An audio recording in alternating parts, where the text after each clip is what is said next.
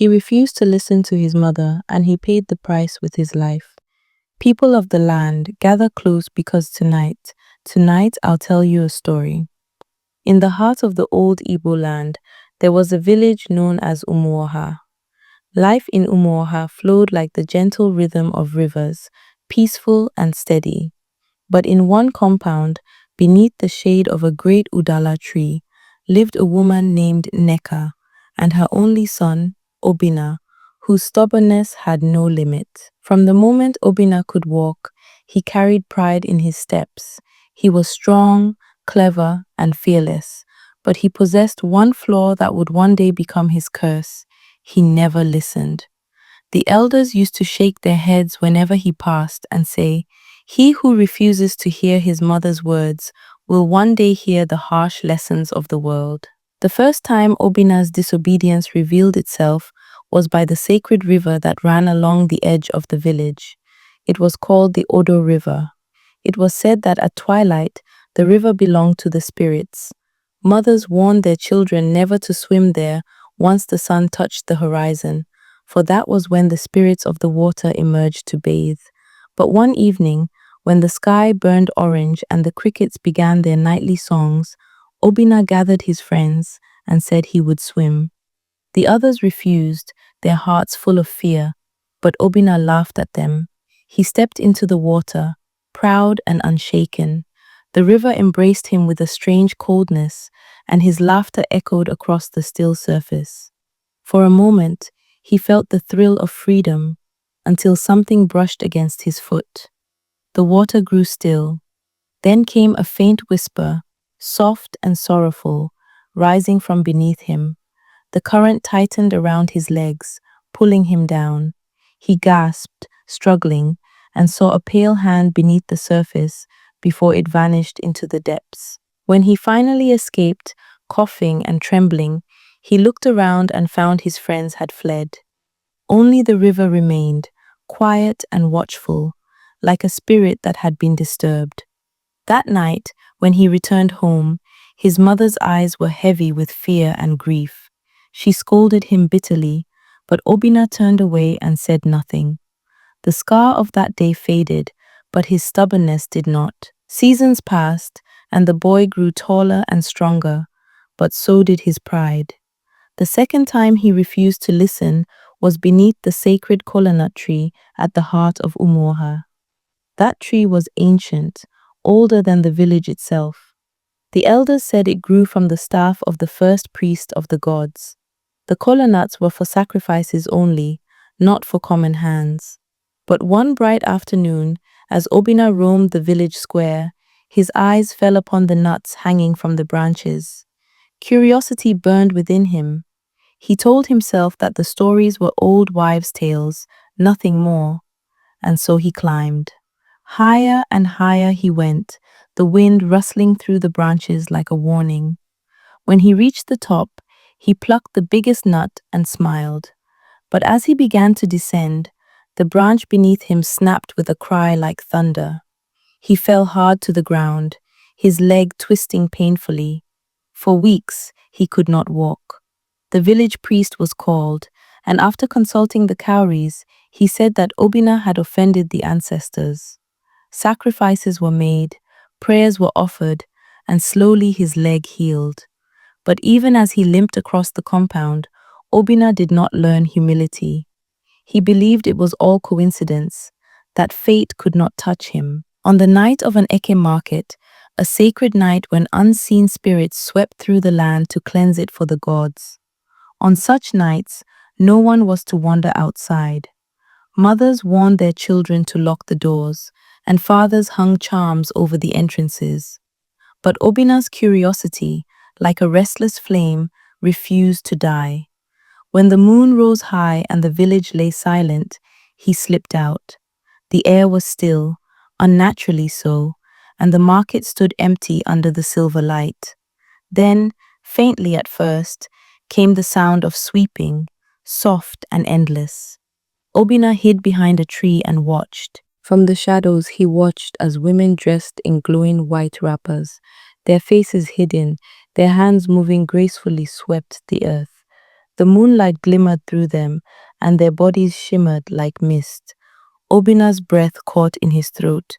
These were not women of flesh, they were the women of the moon, the spirits that prepared the land for purity. His knees trembled. He tried to step back, but the dry leaves betrayed him with a crack. The spirits turned their heads slowly, their glowing eyes meeting his. In that instant, Obinna's vision blurred. His heart felt as though it would stop. Somehow, he found the strength to run home, collapsing before his mother's door. When dawn came, his eyes ached, his head burned, and for days he could see only shadows. But he lived, and though he remembered the faces of those spirits, he told no one what he saw. His fear was swallowed by his pride, as always. In the Igbo land, it is forbidden to whistle at night, for it calls to the spirits. It was believed that the wind carries such whistles straight into the realm of the unseen. But one breezy evening, Obinna sat outside his mother's hut, carving a stick, and began to whistle. The tune was careless, playful, yet it echoed strangely in the stillness. Somewhere in the darkness, the same tune echoed back. At first he thought it was his imagination, but then it came again, slower, deeper, no longer human. The wind seemed to move differently, swirling around him. A chill crept across his neck. From the corner of his eye, he thought he saw something move in the shadows, a tall figure without a face. His heart pounded. He threw away the stick and ran inside, shivering under his mother's mat. But when she asked what frightened him, he said it was the cold. Still, the echo of that other whistle haunted his dreams. The most daring disobedience came when Obinna tried to see what no mortal was meant to see, the shrine of the oracle. It was a sacred place deep within the forest where the Dibia communed with the gods. During ceremonies, only the elders and priests were allowed to enter. But Obinna's hunger for forbidden knowledge was too strong. He followed the elders from afar, hiding behind the trees as the chants began. The air thickened with smoke and incense. The Dibia's voice rose and fell like thunder. The ground trembled, and faces seemed to move within the fire. Obinna's heart raced in awe and fear. Then, suddenly, the Dibia stopped. His voice dropped into a whisper, and his head turned sharply toward the trees.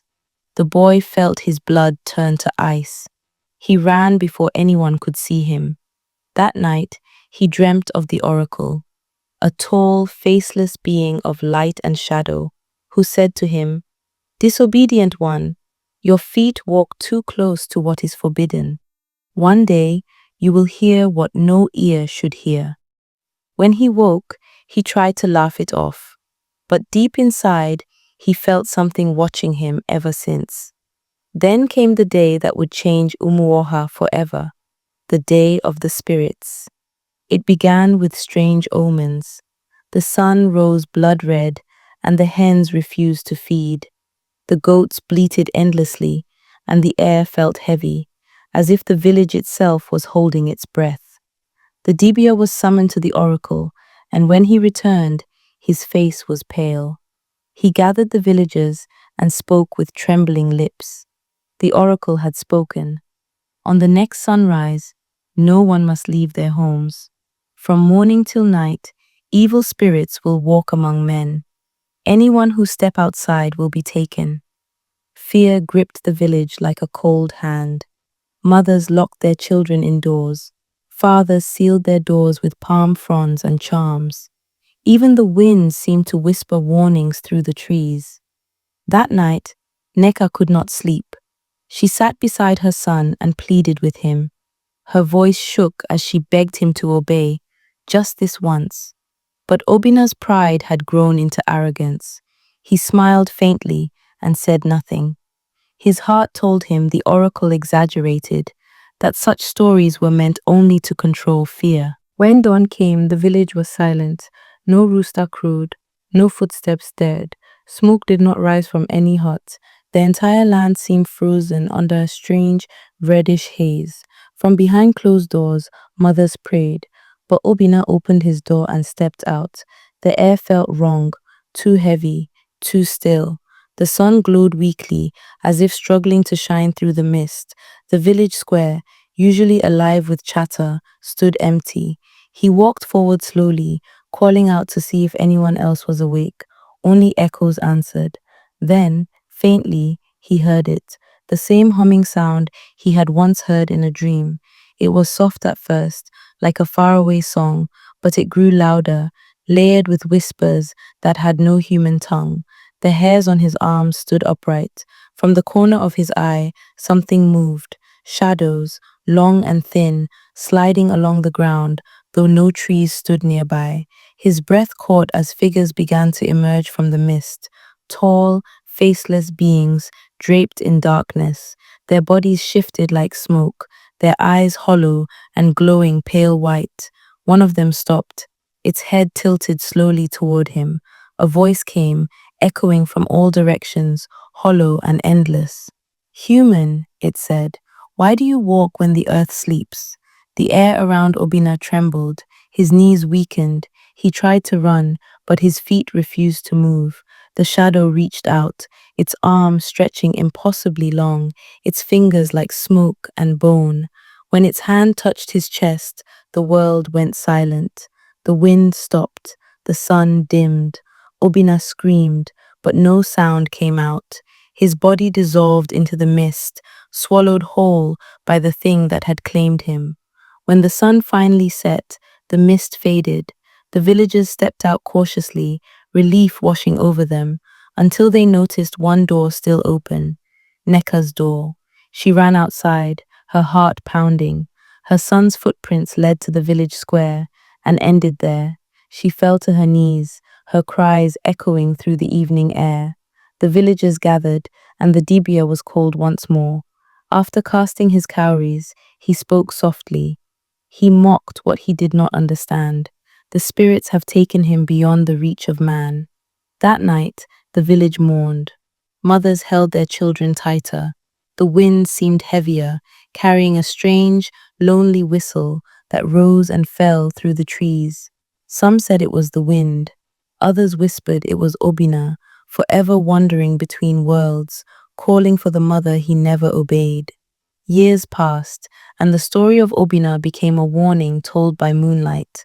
Whenever a child refused to listen, their mothers would say, "Do you want to end up like the boy who never listened?" And the children would tremble and fall silent. On nights when the river shimmered under the moon, those who listened closely claimed to hear faint splashes, followed by a soft, sad whistle.